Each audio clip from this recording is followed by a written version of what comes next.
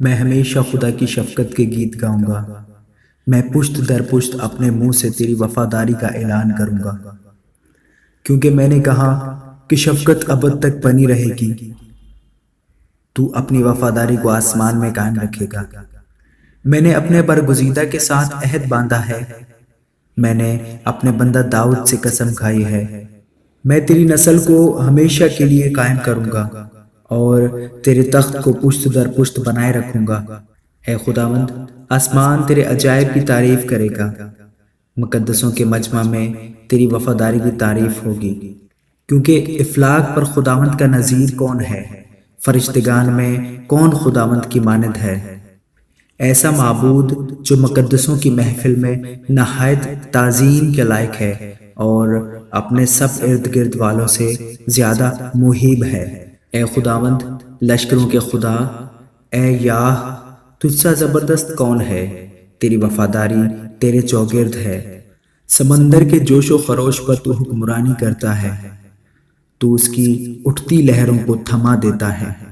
تو نے رہب کو مقتول کی مانند ٹکڑے ٹکڑے کیا، تو نے اپنے قوی بازو سے اپنے دشمنوں کو پراگندہ کر دیا۔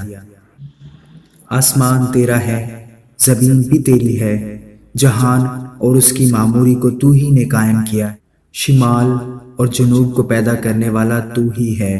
تبور اور ہرمون تیرے نام سے خوشی مناتے ہیں۔ تیرا بازو قدرت والا ہے، تیرا ہاتھ قوی اور تیرا دہنا ہاتھ بلند ہے۔ صداقت اور عدل تیرے تخت کی بنیاد ہیں، شفقت اور وفاداری تیرے آگے آگے چلتی ہیں۔ مبارک ہے وہ قوم جو خوشی کی للکار کو پہچانتی ہے، وہ اے خداوند جو تیرے چہرے کے نور میں چلتے ہیں۔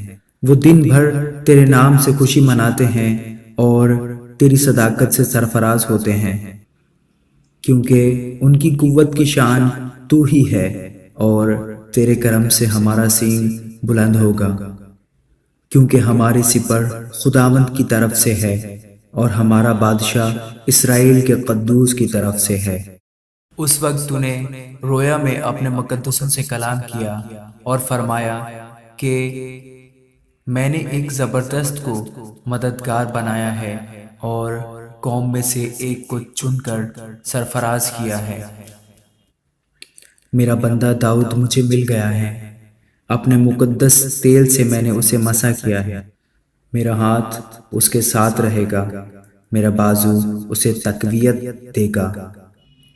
دشمن اس پر جبر نہ کرنے پائے گا اور شرارت کا فرزند اسے نہ ستائے گا۔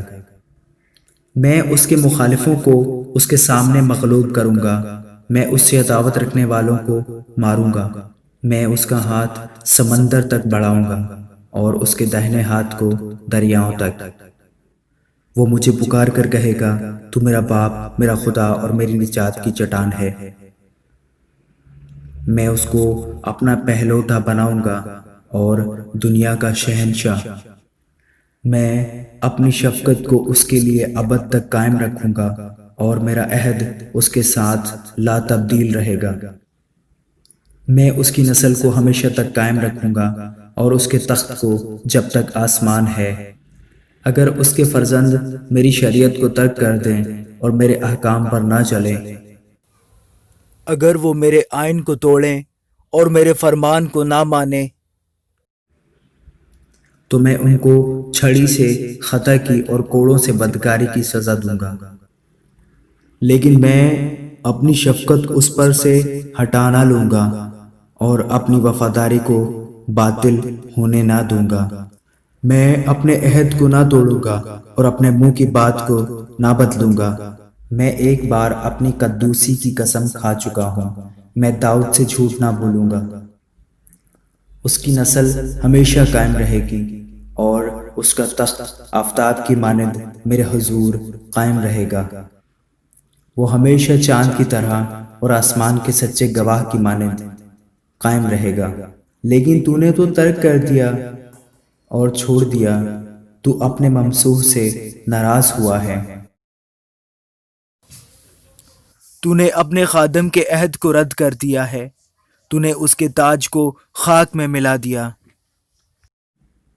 تو نے اس کی باڑوں کو توڑ ڈالا، تو نے اس کے قلعوں کو کھنڈر بنا دیا۔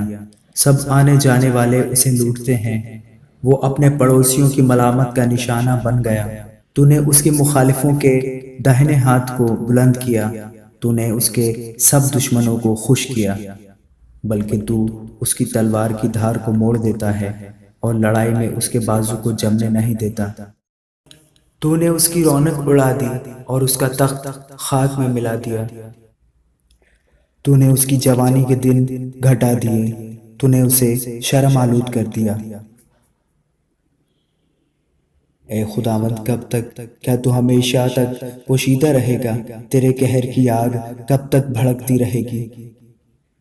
یاد رکھ، میرا قیام ہی کیا ہے؟ تو نے کس بطالت کے لیے بنی آدم کو پیدا کیا؟ وہ کون سا آدمی ہے جو جیتا ہی رہے گا اور موت کو نہ دیکھے گا اور اپنی جان کو پاتال کے ہاتھ سے بچا لے گا؟ یا رب، تیری وہ پہلی شفقت کیا ہوئی جس کی بابت تو نے داؤد سے اپنی وفاداری کی قسم کھائی تھی؟ یا رب، اپنے بندوں کی رسوائی کو یاد کر۔ میں تو سب زبردست قوموں کی تانا زنی اپنے سینے میں لیے پھرتا ہوں۔ اے خداوند، تیرے دشمنوں نے کیسے تانے مارے، تیرے ممسوح کے قدم قدم پر کیسی تانا زنی کی ہے۔ خداوند عبدالآباد مبارک ہو۔ آمین ثم آمین۔ آمین۔